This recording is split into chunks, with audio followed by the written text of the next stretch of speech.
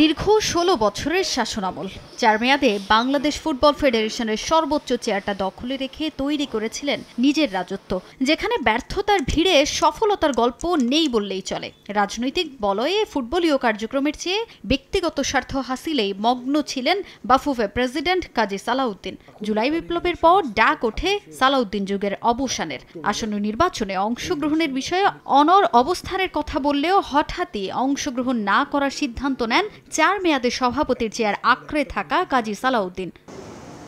সাবেক এই ফুটবলারের বাফুফে সভাপতির নির্বাচনে অংশগ্রহণ না করার সিদ্ধান্তের পরই ফুটবল ফেডারেশনের সর্বোচ্চ পদে নির্বাচনের ঘোষণা দেন তরফদার রুহুল আমিন ও তাওহিদ আউয়াল। এতদিন সালাউদ্দিনের ব্যর্থতার সমালোচনায় মুখর ছিল বিভিন্ন মহল, যে প্রতিযোগিতায় বিভিন্ন সময় শামিল হয়েছেন সাবেক ফুটবলাররাও। তবে নির্বাচন ঘনিয়ে এলেও দেশের ফুটবল তত্ত্বাবধানের সবচেয়ে গুরুত্বপূর্ণ এই চেয়ারের হাল ধরতে এগিয়ে আসেননি তাদের কেউই। কিন্তু কেন বাফুফে সভাপতি নির্বাচনে তাদের এমন অনীহা, সে প্রশ্নের উত্তরে সাবেকরা দিলেন নানা অজুহাত। এখানে টাকার খেলা তো, এই সাবেক ফুটবলারদের হয়তোবা অনেকের আছে, বাট অনেকের সদিচ্ছা থাকলেও এই ব্যবসায়ীদের কাছে কেউ না কেউ মানে আসতে চায় না, কারণ এরা তো অঢেল টাকার মালিক, এরা অনেক টাকা ছড়িয়ে নির্বাচন করবে। আমরা কেন নাই, কেন আসি না, কেন যদি নির্বাচনে যেতাম আমরা কেউ পাশ করতাম না, কারণ তাদের একটা সিন্ডিকেট তৈরি করে এই নির্বাচনগুলি করেছেন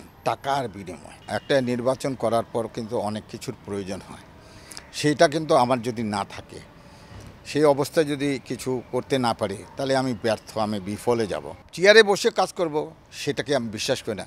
চেয়ারে বসে না করে পিছে থেকেও আমি কাজ করার জন্য আমি আগ্রহী আছি। নিজেরা নির্বাচনে অংশগ্রহণ না করলেও শঙ্কা প্রকাশ করেছেন আসন্ন নির্বাচন নিয়ে। প্রশ্ন তুলেছেন স্বচ্ছতা নিয়েও। অর্থের বিনিময়ে ভোটের প্রথা বাতিল করার দাবিও জানিয়েছেন তারা।